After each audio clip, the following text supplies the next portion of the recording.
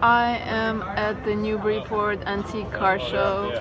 My reflection is reflected in the wheel of an old car. First couple is good for them. Ford Deluxe from 1940. I know nothing about cars. They have their hoods open. This one looks like the hood kind of looks like it is like bent in two places. That's what the hood looks like. I saw another car that looked like a refrigerator because you get in through the front. This is the one that looks like an old refrigerator. It says 1958 BMW. Looks like a 1950s refrigerator.